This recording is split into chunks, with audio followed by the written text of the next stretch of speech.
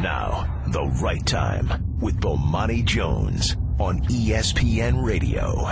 And ESPNradio.com. We are in one of these situations. Well, one, I have not been on with you guys in a week. I missed you terribly. Beyond that, some things have happened in our larger world that are not necessarily tied to the sporting context, but I do think in a lot of ways are, that I would like to touch on. I would like to start by sending a shout out to Dwight Howard. And the reason I do that is that Dwight is a bit of a punching bag for a lot of us. We have gotten a lot of good jokes off about Dwight over the course of the past 2 or 3 years. But Dwight did something I think is pretty damn significant, which is after everything that happened in Charleston, South Carolina in the last week, Dwight went to Charleston, South Carolina. He went there. He said he felt as though seeing those people and what had happened in that church, that he could have been in that church, that could have been his pastor that was getting killed in that church. And he went there and he met with some of the families. He did all that. And I haven't seen too much in the news about that one. I think Dwight deserves a lot of credit for going and for doing that. Just basically as a man. Like, having to be a basketball player is its own thing. But as a man and in a time like that, how many people did that? Like, if your favorite athlete had made that trip, you talk about what a great dude he was. Dwight's not a lot of people's favorite athlete right now, but he did make that move. He did make that trip. And he deserves a lot of credit for it. And I honestly have spent more time in the last 3 or 4 days, way more time, being concerned with what's going on with that situation than honestly what's been going on in sports. I mean, the biggest thing in sports this weekend was the U.S. Open, and you'll have to forgive me, but I was a little more concerned with what was going on in the world than what was going on in that golf tournament. Although I do have to say, I felt watching the U.S. Open like right at home, because those greens look like something I might play on. You know, way to go. Beyond that, I want to try to tie a couple of things in together for you, because I think that there's a larger point that needs to be kind of understood. It relates to sports on this one. I don't know if you've seen this, but Danny Ferry officially resigned today as the general manager of the Atlanta Hawks. Now, Danny Ferry's been a dead man walking in that organization since we heard that tape where he said that Luol Deng had some African in him and basically called him a con man in a meeting. And he kind of had to go, given the larger context of what was going on with the Hawks and everything else, and Donald Sterling, where, you know, once we started catching people saying stuff, now all of a sudden you got a way to fire somebody.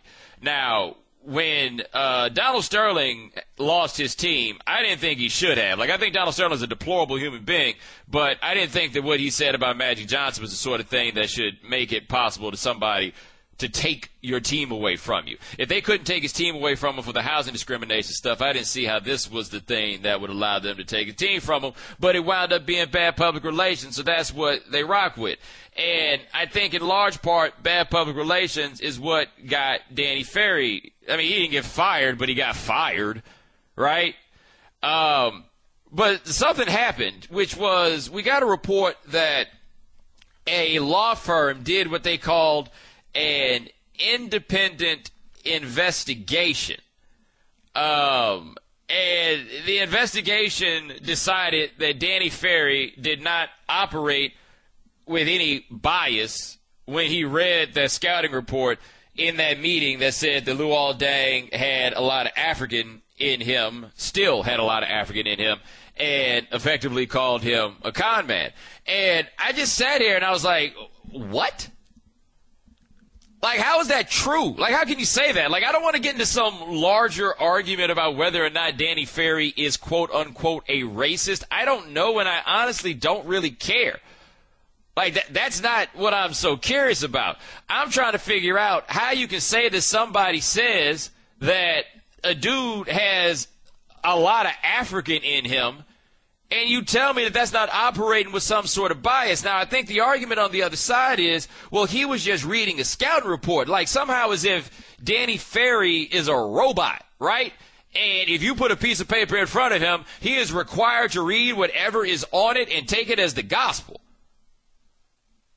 Now, another reason for Danny Ferry to be gone from his job is basically, according to this theory, Danny Ferry must not have read that damn scouting report until he got into that meeting. Like, what were you doing beforehand? You weren't ready for the meeting? You just read that stuff off?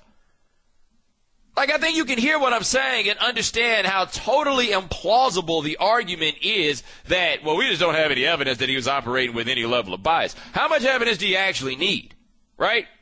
Because the way that we treat matters of race and bias, I mean, the Supreme Court does this. Like, this is just what it's come to. You absolutely 100% have to prove undoubtedly that race is a factor in something before anybody believes it. Now, never mind the fact that this is like the defining characteristic of American society for over 2 centuries. Unless you got somebody basically saying, Luol Deng has a lot of African in him, and I'm saying that because I'm operating from a position of bias, no one's trying to hear it. Well, maybe not no one, but we're going to ride out with stuff like, I mean, I really don't have any evidence of bias here. As if I'm deaf. Like I can't hear. Like, I mean, if you think I'm that stupid, that's fine. Just come out and say that to me. Because I'm not deaf, and I'm not stupid, and I heard that tape. And a lot of other people heard that tape. I don't have a need to get into something deep about what kind of person Danny Ferry is. But you can't be so in denial and so afraid of the truth that you can't acknowledge something that blatant. I don't give a damn what that lawyer said. Y'all got verdicts in court that you ignore all the time. So don't come up to me and say, hey, well, you know, there's this independent lawyer and this is what he said. No. Now, the reason I bring this up in relation to what happened in Charleston is I was just kind of watching news coverage this weekend of what was going on with that. And I was just floored by the level of dishonesty so many people have with themselves. So the young man that committed this crime, I don't have to really get deep into what a level of atrocity it was and everything else. I think you know that, and if you don't know that, I'm never going to win that argument with you anyway. But I do know that I read enough to be totally confused by how much it takes for people to realize that this stuff is real. And this is why I say that. The young man is walking around with a jacket with the flags of, like, apartheid South Africa and Rhodesia. Like, do you realize how old school and racist you got to be going back to Rhodesia? Half of y'all didn't even know Rhodesia was a country. They call it Zimbabwe now. And half of y'all only know Zimbabwe is a country because you used to listen to a lot of Bob Marley when you smoked weed in college. All right? Everything's there. Like, you've got all these words. You've got everything. And every time I turn on, like, a newspaper or read something, there's somebody talking about, like, an alleged white supremacist. Or, you know, do you think that race was a fact? It's right there in front of you. It's right there. And the level of denial that it takes to kind of be like, yeah, well, I don't know. We just kind of have to see what these things are. Dude, that is so toxic and so destructive and so problematic because the standard by which it takes somebody to look up and realize that something was wrong leads us to a point where you get to the day where somebody important pushed a button about the Confederate flag and decided that it's not a cool thing anymore. I don't know who made that decision, but now every governor and senator and presidential candidate that was always scared to say something is now coming down with the hammer. Athletic departments, football teams, Walmart's not going to sell Confederate flag merchandise anymore. Like, all of that's happened at one time, and it's been done in such a way that you never stop and look up and say, damn, Walmart, why were y'all selling that stuff in the first place? Right? It's done in a way that a Confederate flag is probably going to come down from the South Carolina State House, and we're going to masquerade as though there's some level of progress because we have now moved out of 1865. Like, that's what you're going to have. And the reason that you're going to have that is because of the spectacular level of denial that people have and the difficulty that people have just acknowledging that as a nation and as a country, this is our burden. This is our shame. This is our problem. I ask you very kindly to stop and consider the fact that the only thing that could get a whole lot of people to think about these things is 9 people getting killed in a church. In a church. If they gotten killed on a sidewalk, we might not be having this discussion. That's how much it wound up taking. So all these people, the teams, the athletic directors, everybody's going to try to get themselves some level of credit for trying to do this. I've seen statements that have said things like, this flag has become a problem. Become, like it just did. Like it just happened. Like, you know, all of a sudden, 9 people died, and now this flag, I don't know, it just doesn't look right. Like, where the hell have you been? Where were you? Like, people have been saying this to you for the longest. Companies have been boycotting for the longest, and this is how much it took, right? Who am I supposed to give credit to in a situation like that? because I can't think of who it is. All I can tell you is we cannot continue to operate with a level of denial. And looking for credit in a moment like this is to do just that. Bomani.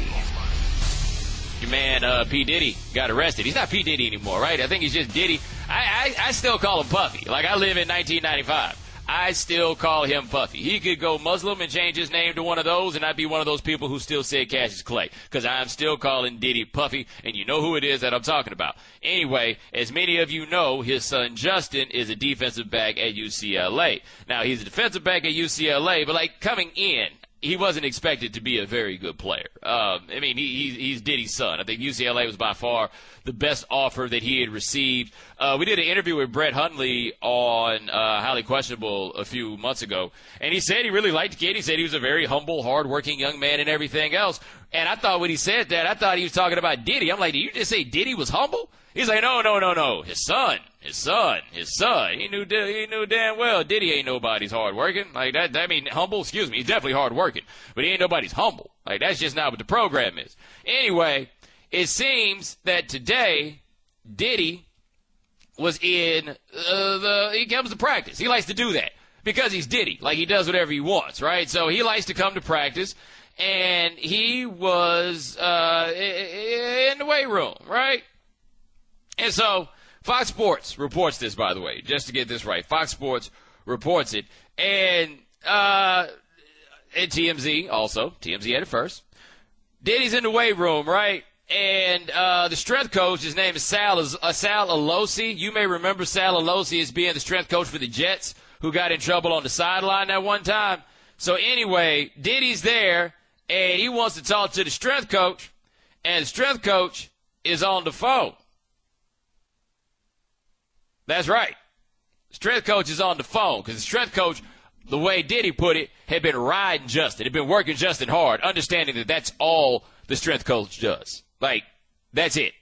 That's all he does. So we have one report in this that the strength coach is on the phone and that Diddy wanted to talk to him and the strength coach told him to wait. And then when the strength coach told him to wait, Diddy was like, yo, it's on and popping. And then he tried to hit the strength coach with a kettlebell. Yeah. Kettlebell. You heard that right. Kettlebell. Now, Diddy's story goes the other way. That Diddy went to go see the coach, and that the coach wouldn't see him, and that the staff told him to leave, and then Diddy went to the office, and where the strength coach told him to leave, threatened to call security. Diddy said he was going to call police. And then the Diddy story goes that the strength coach went after Diddy with his hands and that Diddy grabbed the kettlebell and held it in a defensive position, not with the intention to injure the coach. I don't know if that's true or not. I have no way of knowing if that's true or not.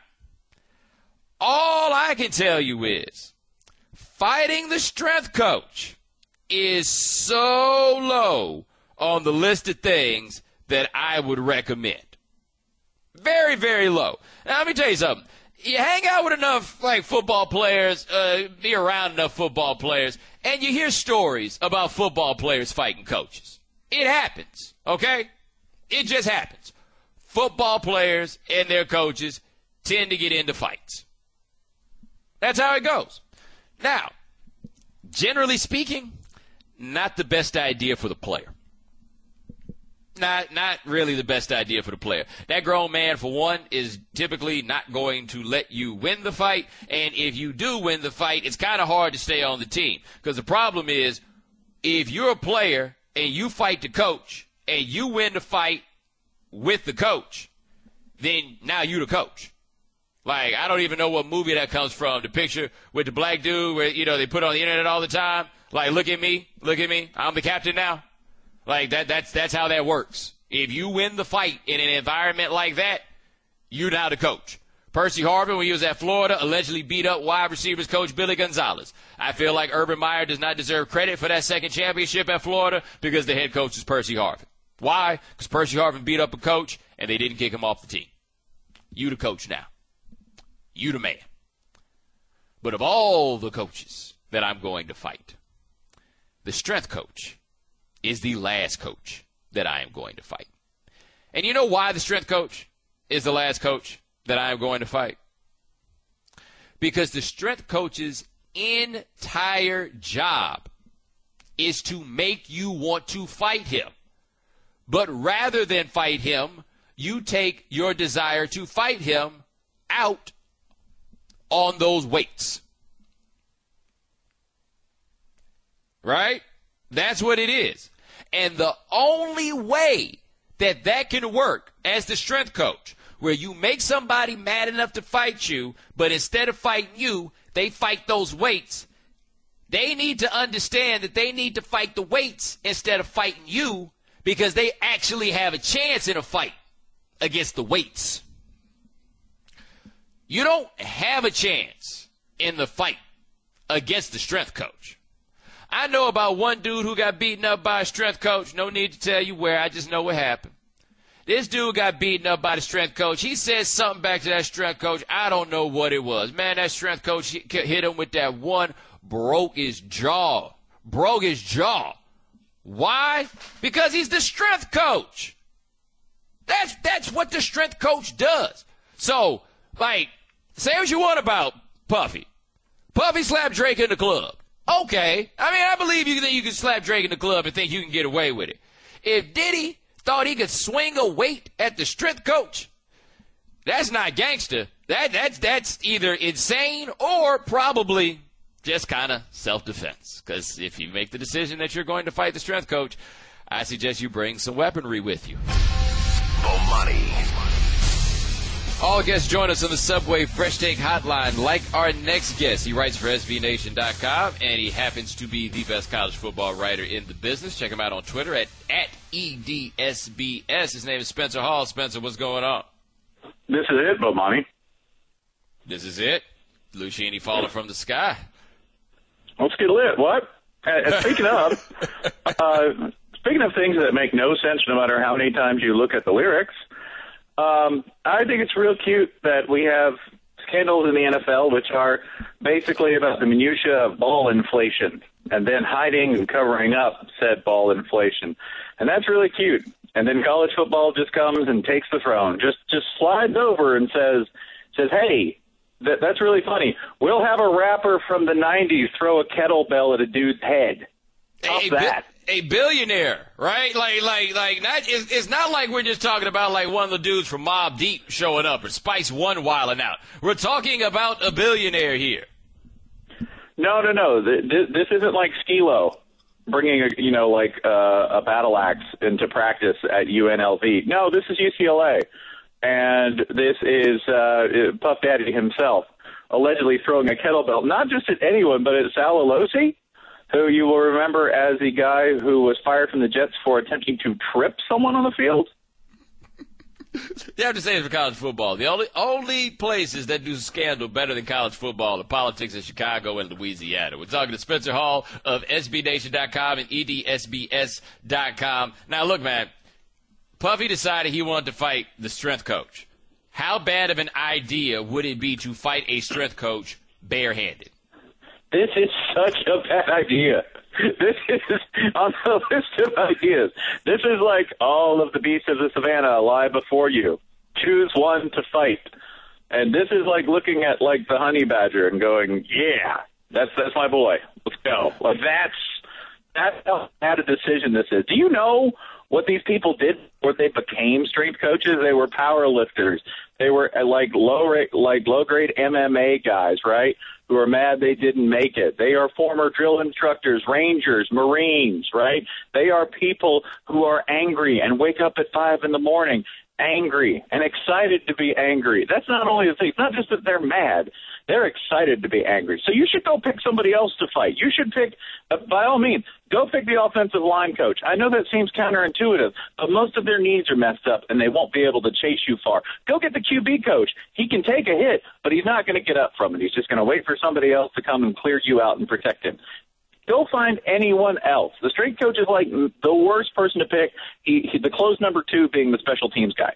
Now, it's worth noting that Percy Harvin, graduate, I'm not sure, but he went to your undergraduate alma mater, University of Florida, where he fought the wide receiver coach and won. But that's a completely different animal than fighting the strength coach. Correct. The wide receivers coach, he may get a shot in, but generally the wide receiver is not going to finish the fight. The strength coach has no claim to fame and does not care what happens to their face. They don't. If you've seen this, strength coaches are the people on the sideline who they break oars and bats over each other's back to motivate the players. They're the ones who are headbutting people, even though they're not wearing a helmet, right? Remember the University of Louisiana Lafayette strength coach at the New Orleans Bowl a couple of years ago, clocking dudes with his head and just letting the blood. Rusty Witt was the guy's name. He's a former military person of some repute. Just letting the blood trace all the way down. Also, last year, remember, there was a guy I believe it was last year, a guy on the field at Ohio State who was speared, just upended when he streaked on the field, and the strength coach of the Buckeyes just absolutely pulverized him. So, this is the worst possible choice, and he made a bad choice. All right, but I want to give him credit for one thing. Tactically, he's sound. Because if you walk into the weight room, kettlebell's the first thing you should grab in a fight. All right, we're talking Spencer Hall, EDSBS.com. And, yes, that's where this gets to be interesting. Once you make the decision that you are going to fight the strength coach, you got to look at the kettlebell, right? Right. You've already made the irrational choice, so it's time to get strategic and rational, right? It's time to get smart. You've done the dumb thing. You need to get smart fast if you're going to be that dumb. So you grab the kettlebell. I hope it was like a 32-pounder, right? The 35, 32-pounder, right? You don't want the real heavy one because you're going to lose speed with that. So you probably want that 24 to 36-pound kettlebell, somewhere in that range. Maybe even grab a smaller one if you're thinking of heaving it at it, which is I kind of suspect what happened, right? You don't want the gorilla. Don't get the one with the gorilla head. Don't get the 72-pounder. That's definitely what you want to grab. Don't grab a barbell, because it has the problem that the bow staff has historically, which is that it's long, takes some time to get the velocity moving. Definitely don't try to grab a barbell. You'll probably drop it. If there's one with the handles, grab a lower weight one, right? The rubber bands are virtually useless unless you're just trying to slap somebody with one. And a strength coach, frankly, is not going to feel that. His nerves have been dead for years. He can't feel anything anyway. You're going to want to go straight for concussive force. So dumb decision, but really smart strategic move by Puff Daddy to do that. All right, we're talking to Spencer Hall, EDSBS.com and SBNation.com. And, Diddy's story is that he was acting in self-defense and that he picked up the kettlebell to protect himself after Alosi snapped and came at him. I would be thinking that if the coach came at you and you need to defend yourself, that any of the plates would do, right? Like a 5-pound plate has got enough, if somebody's going to punch you, the plate, it's not good for your hand. Yeah, but that's not how these guys are thinking. That's not. The 5-pound plate, he's not thinking, I'm going to break my hand on that. He's probably not going to flinch at anything until you pick up the 35-pound plate, honestly. They don't notice anything smaller than the big wheels. So that wasn't the deterrent. In fact, I don't know what the deterrent – this may be his best legal defense. It's just to say, I got into a fight with the strength coach, and then just start showing the slideshow of insane things strength coaches do, and then to start describing what they put players through, and then get some good audio like Scott Cochran in Alabama. He has this voice that defies description, but it's like a yeah, and he never loses it. He'll do that for like 16 hours straight. That's his best defense. Just put several strength coaches on the stand and ask them to describe what they do every day. He'll probably get off. Do you know of any stories of anybody trying to fight the strength coach? Because I know stories of strength coaches fighting people, but I can't think of anybody that's tried to fight the strength coach. That may be like the most insane part about this. I've heard about people trying to fight coaches of various stripes. I've never heard of any football player trying to fight a strength coach. I'm sure it's happened. I've never heard of it. But yet, with that knowledge, Sean Combs decided, no, this is the dude I'm going to tangle with. So I think you're seeing what made him an extraordinarily wealthy man, an ability to take risks the rest of us would regard as demented. That's right. You also brought up a point I hadn't thought about. The strength coach never becomes the head coach. He never becomes the offensive coordinator. Like, once you become the strength coach, this is as good as it's going to get unless you open your own gym. Yeah, like in an action movie, there's, there's the weapons guy, and then there's the ninja, and then there's the sort of crazy science guy, and then there's like the leader guy, and then there's the guy who carries the Gatling gun, right? There's the guy you're like, what does he do? He's got a big hammer. And what is his ambition in life? He'd like to swing that hammer. That's the strength coach. All they want to do all day long is scream at people in the gym, make you 100 to 200 pounds stronger at every lift, and eat a lot of protein and maybe take a few stimulants to stay awake. That's really their sole ambition. They never become the head coach. They just want to be that scary gargoyle in the corner who's going to see you at 5 a.m. in the morning saying things like this. Like, this is pretty standard, right? Did y'all have – well, you have to let it out. Let's see what you had for breakfast this morning. There's a lot going on there. Spencer Hall, EDSBS.com, SBNation.com. He is the best college football writer in the business. Check his stuff out, my man. Thank you so much. I appreciate it. My pleasure. Thank you.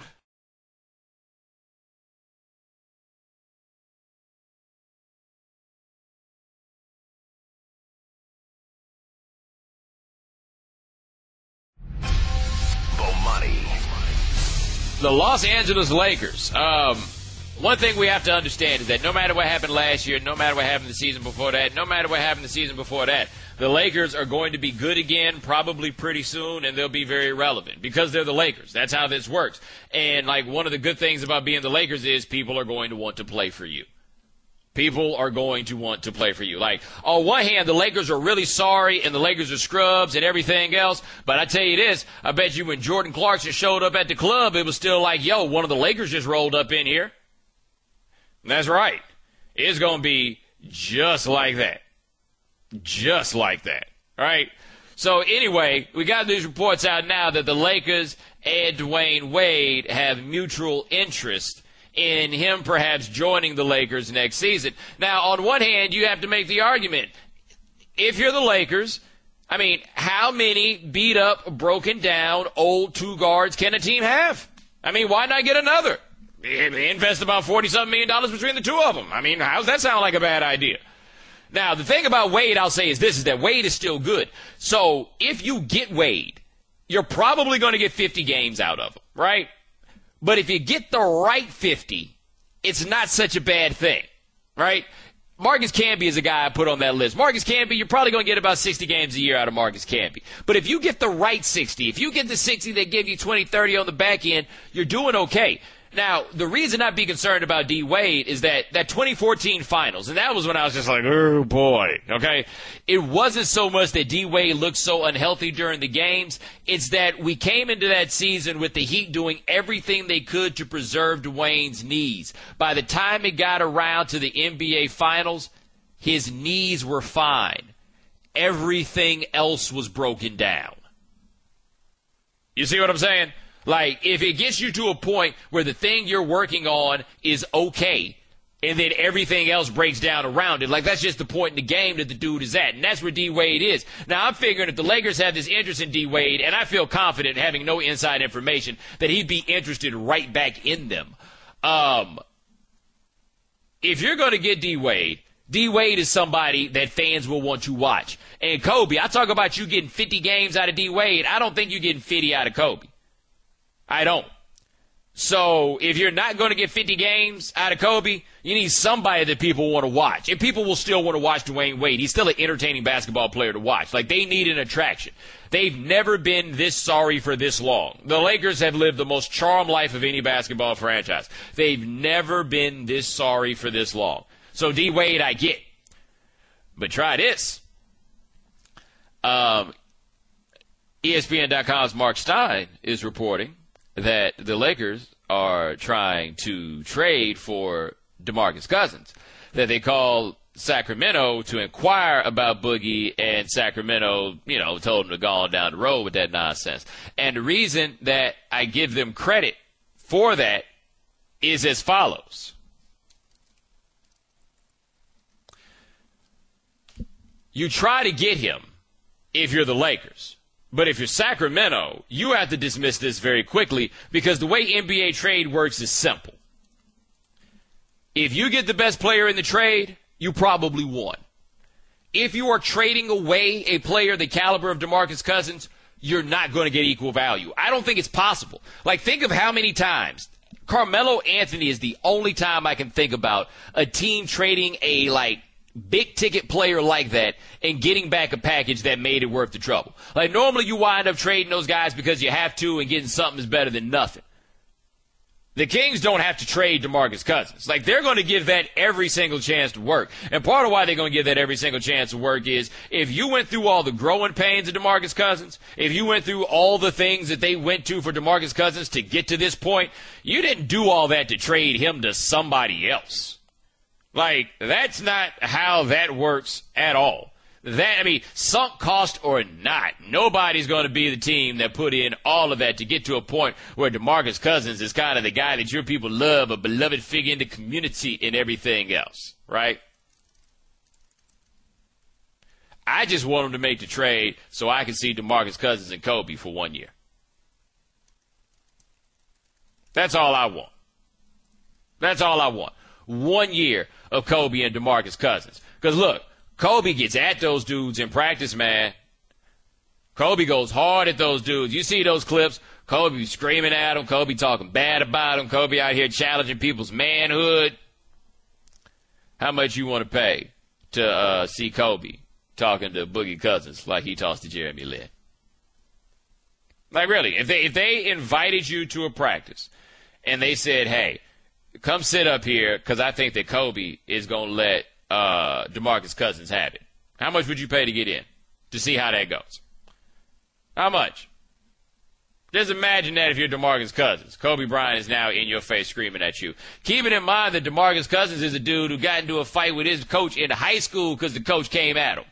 Right? He's not so great about to back down. It's not really what he's about. Not truly his program. All right?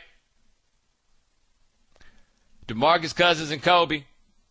Like, I want to see that where Kobe just reflexively gets mad about a bad pass or a bad shot or something else, and he realizes Boogie. Hey, my bad there, big fella. I just wanted to make sure that you understood, the seriousness of the situation, but I recognize that a player of your caliber needs to be treated a different way. I'm sorry. Because that's what I do. Because you never know, like, where this is going to go with Boogie. Like, I think Boogie gets a bad rap. I have always thought that the best thing ever to happen for DeMarcus Cousins, of course, in terms of earning potential, is being as big as he is, right?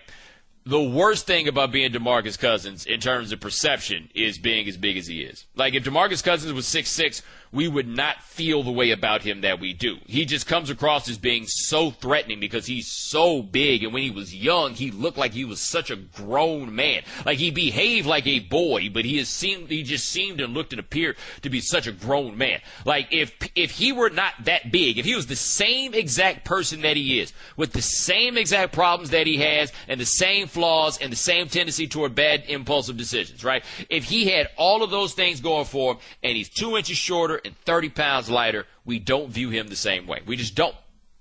That's how it works, right? That being said, with him being that big, and with him having that tendency toward being impulsive, I need to see him and Kobe in the same practice together. I don't think that's too much to ask. So, like Vlade Divac, he now runs the show up there in Sacramento. I'm sure most of you remember that Vlade Divac used to play for the Los Angeles Lakers. And I don't really know what his relationship is with the franchise. You may recall they traded him away to get Shaquille O'Neal. They traded him for Kobe Bryant, in fact. Anyway, I feel like it's about time for Vlade to do for the Lakers just like Danny Ainge did for the Boston Celtics when he gave them Kevin Garnett for free, basically. Do something for the home team, buddy. Do something for the home team. You know what you need to do. Go ahead and come through. Just let us see that. You know what you do? Trade Boogie to the Lakers. Keep your receipt. And then if it doesn't work out for you after a couple of months, go ahead and just take what you got back to the store. Maybe that'll work. I just want to see Kobe talk to Boogie Cousins like he talked to Jeremy Lin. That's all. That's all. And I think it would be fun. Bomani. I want to be clear with you guys on something. I'm only 34 years old. I'll be 35 in August, right? I don't want to sound like I'm a really old dude, because I'm not a really old dude. But I interviewed for a job. Well, no, I had the job by now. I was talking to a guy once where I had a job a few years ago, and he sat down and he told me, we were just talking about sports talk radio, and I readily admit that I didn't really listen to sports talk radio until I started doing sports talk radio, right? So, I couldn't really give you too much of the history of sports talk radio. And so he says to me, he says, look, let me tell you, even to this day, and this was well into the 21st century, I've only been doing talk radio for like 7 years. And he says, look, one topic guaranteed to set people off even to this day on talk radio. Like, if you want to blow up your phone lines, one topic will do it every day. And he said that topic, should Pete Rose be in the Hall of Fame? Like, you say, should Pete Rose be in the telephone number is 888-729-3776. I'll go ahead and let you know right now. You ask Pete Rose should be in the Hall of Fame, and the lines would light up. That was absent of any information that came up. You had people on all sides jumping in no matter what, guaranteed. And Pete Rose, or outside the lines, whoever it is, man, whichever one of y'all knew that we were going to have a little bit of trouble putting together some of these July shows, I'm going to send you a shout-out right fast. Pete Rose popped up in the news about this gambling, and I appreciate it because I could use the help. All right? And in fact, here we go. Guy just jumped on my Twitter immediately, 8 seconds ago. Regardless, Pete Rose still got the most hits in Major League Baseball history. So how the F can one keep him out?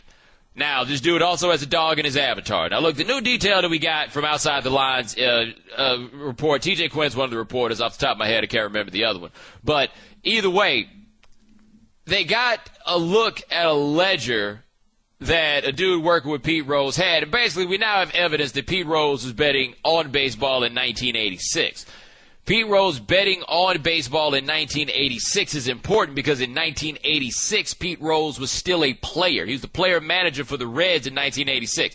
Like, he was still playing, and he was betting on baseball. Now, look, if you wanted to get into this, Pete Rose should still be in the Hall of Fame, even though he was betting as a manager, even though he was placing bets from the clubhouse phone. Hey, if somehow you thought that shouldn't be enough to keep Pete Rose out of the Hall of Fame, it's whatever. I need you to explain to me how exactly it is that Pete Rose should then be in the Hall of Fame if he bet as a player. Like, I don't understand that. Now, what I find to be interesting about it is this. One of the arguments that people made as to why Pete Rose betting on the Reds as a manager wasn't that big of a deal is because he was betting on his own team to win. So, for obvious reasons, we have a real aversion to the idea of you betting against your team and then shaving points or whatever you have to do to wind up winning the bet. Like, you're seriously controlling the outcome of a game in that situation. Like, it is pretty much guaranteed that in a situation like that, if push comes to shove, the outcome of the game is going to be manipulated in one way or another, right? Like, I think we know it better in the context of players, like basketball players. Basketball is where you have these allegations the most, and the point shaving comes there because it's a lot easier for the participants in a basketball game to affect things like the line and the over-under. It's very, very easy for the officials to affect what's going on with the total number, for example. Like, that's the big one. Like, if an official decides that they want to fix the game around the over-under, it's really not that hard to do. Just decide what fouls you're going to call and what fouls you're not going to call. It's not difficult, right? Baseball, it doesn't quite go that same way, but they got so spooked out in 1919 that they went harder on gambling than anybody else did. So we understand the idea that baseball has a particular aversion to the notion of gambling, but we generally don't have such a big problem of it because in 1919 in the World Series, those guys were fixing the World Series such that they themselves would lose. Like, we don't really have a problem with the idea that people would do this so they themselves would lose, right? Like, that was the issue. The idea that you would bet on yourself to win, I think that most people look at it and are like, well, I don't see what the big deal is. That's just showing an added level of confidence in the ability of your team. Like, I think that people see it like that. And I understand why people see it like that. But I have this question for you. If betting against your team would provide an incentive for you to cheat to lose, and we all understand logically why that would be the case, why do we ignore the idea that betting on your team would provide an incentive for you to cheat to win? You understand what I'm saying? So, let's say, for example, I'm just throwing this out here as a hypothetical, and the whole reason that you can't have gambling is because of the hypotheticals, not because of what exactly happens when you do gamble, but the hypotheticals that stem from gambling. Like, you don't just say gambling's okay as long as nothing bad happens, right? Like, it can't be that. The rule has to be set up in such a way that you stop it in the first place so you don't wind up with the second step of the process. Like, that's what it's got to be. But is cheating to win somehow more noble than cheating to lose? Because we have a whole lot of guys, a whole generation of baseball stars who won't be making anybody's Hall of Fame anytime soon, all because they cheated to win. So let me give you this hypothetical that I was going to say a second ago and I completely forgot about because I'm getting old. All right. So let's say you got a game going, right?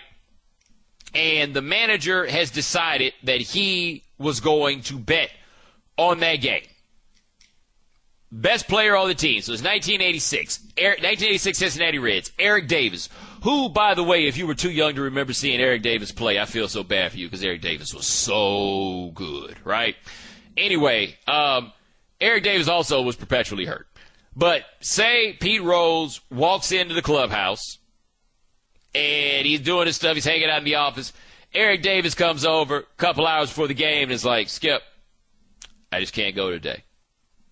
Can't go. Hamstring felt a little bit tight. I think I need to have a day off. But you're Pete Rose, and you just put $5,000 down on your team.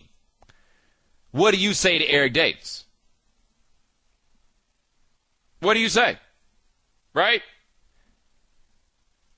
If you bet on your team in that situation and you then encourage Eric Davis to play when he says that he needs a day off, explain to me how cheating to lose is somehow less noble than cheating to win. I think that's the question wow, look at those phone lines light up. I think that's the question that has to be asked. I think that's the point that has to be considered. So no, it does not change the fact that Pete Rose is the all-time hit leader. None of it does, right? But think about the things a dude like Pete Rose would be willing to do to win a $5,000 bet, given he's the guy who was willing to truck the catcher at home plate in the All-Star game. By the way, I watched that clip again today of him trucking Ray Fosse. That clip is crazy. You know why that clip is crazy? Because Pete Rose looked like he was getting ready to do his trademark head-first slide, and he was like, why would I do that when I could just take this dude out? And he took that dude out, Jack. Yikes. But anyway, yeah, that's what I want you to consider on this Pete Rose thing. If you think Pete Rose should be in the Hall of Fame and it should all be bygones or whatever, okay, that's fine. I just want to know exactly how you determine that cheating to win is necessarily more noble than cheating to lose. I mean, I can see arguments on both sides. I just think it's something that you should consider.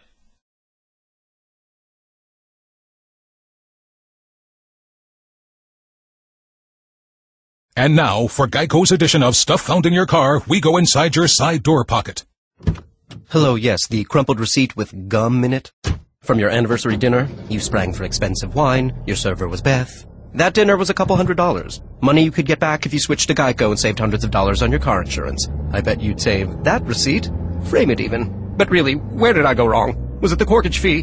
Geico. 15 minutes could save you 15% or more on car insurance. Visit geico.com today. Bomani. All guests join us on the Subway Fresh Take Hotline. Our next guest is the author of Slaying the Tiger. It's a new book about the next generation of PGA stars. He spent a year on the PGA Tour last year working on it, and with Jordan Spieth and Dustin Johnson finishing on top of the U.S. Open, it seemed a great time to have him on. His name is Shane Ryan. Shane, what's going on? Hey, how's it going, Bomani? I'm doing great. Doing all right, man. Good to talk to you. Congratulations on getting the book done. Now, tell people a little bit about the book first. Yeah, so basically in 2013, my agent and I made this gamble that 2014 was going to be a year where the young players like Jordan Spieth, Rory McIlroy, Ricky Fowler started to take over the sport, you know, while guys like Tiger Woods and Phil Mickelson faded. And so that was going to be the premise of the book, to write about these young guys. And, you know, we got very lucky. It's exactly what happened. It continues to happen into 2015, as we see with Spieth and Fowler. And I think the best way I can describe the book is that I try to take a really honest look at what professional golf is like, what these guys are like, and I try to write the things that a lot of golf media will talk about but never actually put down in print. All right, we'll talk a little bit more about that stuff in a second. We're talking to Shane Ryan, author of Slaying the Tiger. Check that book out. With the tournament itself, Spieth falls apart at 17. Dustin Johnson winds up on 18 with an eagle putt to win it from 12 feet. 3 putts later, and Jordan Spieth is the champion. Now, in your book, you talk a lot about the negative thoughts that Spieth had about himself, but it seems to be working out just fine for him now. Yeah, that's been one of the most amazing things about Spieth is, like you said, in 2014, he had a shot at the Masters, he had a shot at the Players' Championship, and he had a big round against Graham McDowell in the Ryder Cup. And he took a lead in all those Sundays, and eventually kind of, you make a mistake or he'd get a little bit unlucky and he'd get really negative. And it would, sabotage him. He'd go and lose these events. And so my question at the end of the year was, with Spieth, we know he's incredibly mature. We know he's insanely talented. But how long is it going to take before he overcomes this mental obstacle that's holding him back? And the answer, in a matter of months. I mean, he won the Masters. He won the U.S. Open. He's incredible. And, the rest of his career, I mean, he's just going to be building his legend. And, actually, I'm kind of glad that in my book we saw this one transitional moment, basically the last time he had to fight to overcome something before he became one of the greatest golfers in his generation. All right, we're talking to Shane Ryan, author of Slaying the Tiger. And, look, he's doing things with this Masters and U.S. Open to start at the age that he's at. We're talking about things that haven't been done in nearly 100 years, but it doesn't feel like it did with Tiger Woods. And Tiger Woods won that Masters in 97, but he didn't win another major until the PGA in 1999. Why is it that we don't really feel this same way about Jordan Spieth? Yeah, no, you're totally right. And I had this moment where the USGA was announcing all the feats he had accomplished, and he's got 2 majors at 21. Tiger, Rory, they didn't have that until 23. I don't know. It's a great question. I think maybe Tiger brought a really distinct kind of energy that Jordan Spieth doesn't bring because he's a little more polished. He's a little more, I guess he's a little more what you would think of when you think of a stereotypical golfer. Like he looks like a kid who grew up in the country clubs. And I think what's great about Spieth is, this week especially, he's starting to show more and more of his personality and starting to get away from that sort of, I guess you'd call it a robotic kind of persona. And I think so as time goes on, I think people are going to get more and more excited about Spieth because there's more than meets the eye. But I think originally he doesn't have that fiery kind of passion that Tiger Woods brought. Well, did the PGA, the tour itself, kind of view Tiger more like found money? Because, yeah, he was a mainstream star, but I've never gotten the feeling the PGA is that concerned with having such a thing. Like, it was great to have him, but they don't feel like they need it. Well, I'll tell you, though, they built for 15 years, they built a tour around Tiger. They got some incredible TV contracts, and they brought more money into the game and purses and everything. And I think there's still concerns now. I think they want Tiger to compete. I think they still want Tiger to win. And obviously they're trying to build up the younger generation, and my book is a lot about that. But, the fact remains, anytime Tiger's on TV or he's leading toward the end, TV ratings go up, and people just, he's a known commodity and a known successful commodity. All right, you wrote a column for Golf Digest, and rather than write about Spieth, you wrote about Dustin Johnson and what happened to him on 18. What were you thinking as you watched him on 18? Yeah, no, I mean, just first of all, he had that eagle putt, right, to win the tournament, and this is what makes golf so unique because everything, all the momentum is in his court, but the minute he pushes that a little bit too far past, all of a sudden you go from this potential triumph to potential awful disaster. And, I would prefer Spieth to win, actually, yesterday. I think it's the best thing for golf, and I think it's the best thing for this idea of sort of getting past Tiger Woods. However, I was praying that Dustin Johnson would not miss that birdie putt. And it just felt like this awful, terrible sense of foreboding. And it's one of those things where when he missed it, it was just like everybody there, including myself, it felt like we had choked along with him. It wasn't good. It really was a painful moment to witness, and a really painful moment to, it's something that's so great for golf, Jordan Spieth winning. In that one moment, it was very much like, oh, this is not how anybody wanted it to happen. All right, we're talking to Shane Ryan, the author of Slaying the Tiger. Check that book out. You mentioned earlier about writing some of the things that in your book that golf writers talk about all the time but never write. You had a moment on the morning drive where there was a back and forth about some of the things that you were willing to say, and one of the panelists, a former LPGA golfer, seemed bothered by what you were doing. Did you have any apprehension about writing some of the things that you wrote in your book? Like, I have not read it all, but I picked it up and flipped through a part, and I happened to get to you talking about Dustin Johnson and some of the issues that he'd had with drugs. What setbacks did you have or obstacles did you have in trying to write the book that you wanted to write? Yeah, I guess early on there was a choice. Am I going to write a book where I want to protect some future career of mine and I want to kind of, whitewash some of the stuff that happens or protect some of the players and not write about, my real opinions? Or do I want to write a book that's really, really honest and looks at these guys sort of warts and all, whether it's good, bad, or ugly? And that's what I wanted to do, because those are the kind of books I like, and I knew it was the kind of book that I wanted to write the kind of book that you really couldn't put down because you're reading stuff about their personalities that you're not going to get anywhere else. And so, yeah, I mean, it was an easy choice in the end. Of course, there were moments where I thought, oh, my God, for example, my chapter in Augusta, I doubt I'll ever get to go back to the Masters again. And that's, for a golf writer, that's no small thing. But in the end, it was an easy choice because that's what I set out to do, and I think I just had to stick to that original vision. Well, what did you think as Dustin Johnson was having this chance to win the U.S. Open? Golf writers didn't write much about his drug problems, but were totally prepared to jump on the redemption narrative if he had won it. Yeah, and that's the way it works. That's the way it works. For example, I wrote something about Patrick Reed where I delved into his past. Nobody really covered that. I mean, it got a lot of traction, but in terms of the entrenched golf media, the veterans, there's not really any comment on that. It was amazing. 2 months went by without anybody asking him a question in a press conference about it. And then, he went on the Golf Channel, and he said that none of it was true, and he had these phony affidavits that he supposedly had from his coaches. And later they were, proved to be, completely trumped up nonsense. But when he came on and said this, everybody was so eager to jump to Patrick Reed's defense. Which is a funny thing, it's like, yeah, let's defend the millionaires, let's defend the guys in power, and act like the small-time journalist is the bad guy.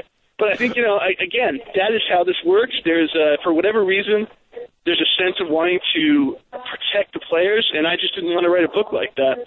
All right, last question for Shane Ryan, the author of Slaying the Tiger. I want to ask you this about Spieth, because Spieth has done this at the Masters. He's done this at the U.S. Open. He hasn't been worth a damn at the British Open yet. What is the reason for that? Is he a guy that's not built for links golf, for those of us who are not that well-versed in the golf universe?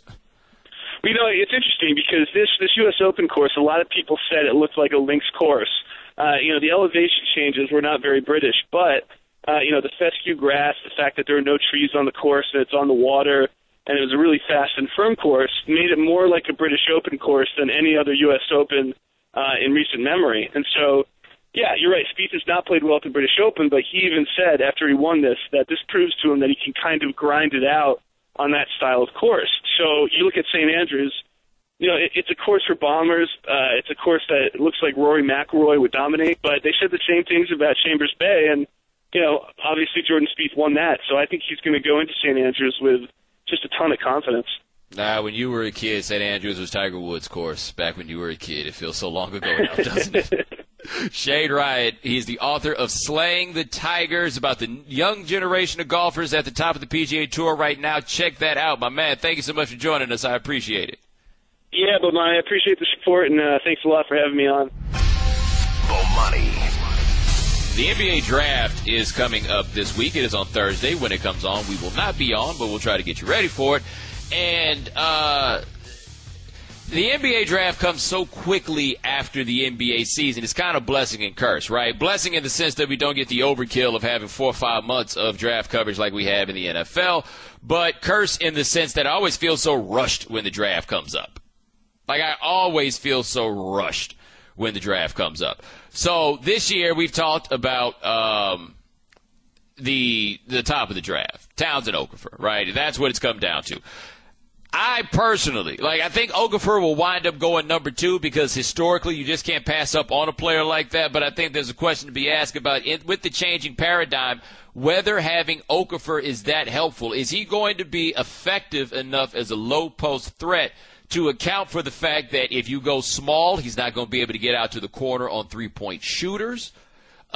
Is he going to be effective enough in the post to account for the fact that the post-up just in this game we have come to understand is not as efficient as a post-up play is not as efficient as, say, a corner three. That's just where the game has gone, and I almost look at Okafor at times as after Tom Brady took Drew Bledsoe's job and that big 6'6", 235-pound guy that you thought would have been the quarterback you'd love to have suddenly was obsolete. So is Okafor that guy? I don't really have an answer for that. Now, Karl Anthony Towns, I'd heard all the talk about Towns being the number one pick in the draft, and you saw Towns in the tournament, and there were just times you could just dump the ball into Towns. He could just go over his shoulder, and there's nothing you could do about it, right? Like, I could see why Towns was the number one pick, could be the number one pick, but I never saw him as that guy. Like, I never found myself just blown away in my mind, just totally impressed by what he brought, okay? Dude. Listen to this, okay? Karl Anthony Towns had a workout, pre-combine workout, that a writer for Slam Magazine saw, okay? And he works for Synergy. You know, Synergy are the people that compile all the super-duper advanced stats. So the workout had Karl Anthony Towns, the Harrison twins, and Terry Rozier of Louisville, okay? Karl Anthony Towns shot 100 three-pointers. He made 70 of them. 70 of them. Now, here's a quote from Slam, from the Slam story about that, and I'm getting this from Candace Hoopus, an SB Nation blog on the Minnesota Timberwolves. He did everything from mid-range jumpers to NBA threes, both on the move and with his feet set. And it just shows that he's going to be a dynamic player in the NBA because not only has his back-to-the-basket game developed so much at Kentucky, but again, he's going to really shock people with his ability to stretch the defense. Now, I'm apprehensive of workouts, just the reports that you hear of workouts, because workouts aren't games. And you never know when somebody's going to be telling you about the workout and you find out that they were really bringing the pain to a chair. Right? You remember Darko. He brought the heat to a chair. So we've got that. But the mere idea, the simple thought that Karl Anthony Towns, no matter who's around, could make that many threes, 71 out of 100, when he's 6'11", 250 pounds. Yo, that is scary, scary, scary, right? Because the reason I've said that you got to be careful with the idea of taking Okafor so high up is that if you do take Okafor, you are going to have to be able to pair him with a power forward who can both shoot threes and protect the rim. How many guys like that are there in the NBA? I got Anthony Davis. I got Serge Ibaka. Do you have someone else that fits that description? Because I don't. Like, if I'm getting it wrong, that's fine. I can live with it. I'd love for you to tell me more. That's all I got. If Towns can shoot threes, protect the rim, and play in the post, like, that's him and Anthony Davis. Because that's not Serge Ibaka. That's it. That's crazy. Like, speaking in terms of the evolution of basketball, that's crazy. Now, look, there's a finite number of people who are going to be 6'10", 6'11", right? But this small ball revolution, I do hope you understand that it's going to happen. Teams are going to go smaller a whole lot. But you know what? They're going to keep playing like that, except small ball isn't going to be small anymore. I don't know how long it's going to take for this to come all the way, like all the way full circle, but it's going to be the type of basketball that you see. It's just not going to be small. It's going to be dudes like Karl Anthony Towns who are the ones that are going out on the perimeter. Because, look, there's always going to be a premium on size. A bigger player is always going to be more desirable than a smaller player, all things held equal. Bigger players always going to be more desirable than a smaller player. Now, a guy like Karl Anthony Towns, He's not going to give you what you get from, say, Draymond Green at power forward. And what you get from Draymond Green at power forward is the fact that every now and then Draymond Green can guard a point guard. Every now and then Draymond Green can guard a two guard. And there's only going to be so many guys who are going to be like Kevin Garnett, where Kevin Garnett can guard guys 2 through 5. Or LeBron James, who really is, if you want to make the argument about the big man that can do it all, you can make an argument as a prototype for that, just in the same way that Kevin Garnett is, right? That's a guy that, depending on who you're going against, can guard 1 through 5. 1 through 5. There are only going to be so many guys who are able to do that. But if you, like me, aren't so keen on this idea of watching a bunch of little guys run around and play basketball, the evolution of basketball is going to make it where you got a lot more guys like Karl Anthony Towns. And the reason that you're going to have a lot more guys like Karl Anthony Towns is you're going to have a lot more guys 6'10" and 6'11" learning to shoot jumpers before they get to college. Like, that's where the bread is now. That's where the money is going to be, is in guys who can play on the perimeter like that. That's who it's going to be. So just get ready. That's what the future is going to look like. It's going to look like a damn X-Men movie. You're going to have a lot more 6'9", 6'10" guys playing out there. How many of them are going to be able to do it well? Well, that remains to be seen. Like Kevin Durant, as many years as he came after Kevin Garnett, was still seen as like an evolutionary freak. He was still seen as being like the next level of things. But I do believe that what you're going to see is not so much that big guys are unable to play in the post anymore, that big guys don't have the talent to play in the post anymore. There's just not going to be any money in the post anymore. And if there's not going to be money in the post, we know there's money on the three-point line. The money's going to go out there to the three-point line. And then what's going to wind up happening is, as that becomes more and more desirable, having the guy that can then do that and go to the post. There'll always be a place for post play because there'll always be a place for a guy that can shoot the ball close to the basket. There always will be. But there's a chance that, like, the article on Candace Hoopus was interesting because they were saying that Kevin Garnett began this evolution. And I think, I'm not sure about that. I think Kevin Garnett was the first guy that we saw who was like that. But I'm not sure he really began the revolution because it wasn't like people were like, well, now we got to go get a Kevin Garnett. And then they looked around and was like, damn, ain't none of those. What's going to cause that revolution is the rules. It's not going to be a player. We're going to have that prototype of Kevin Garnett to point to, but it's going to be the rules that change that. And just the changing paradigm of basketball. The Right Time with Bomani Jones. Weeknights from 9 to 11 Eastern or on demand at ESPNradio.com.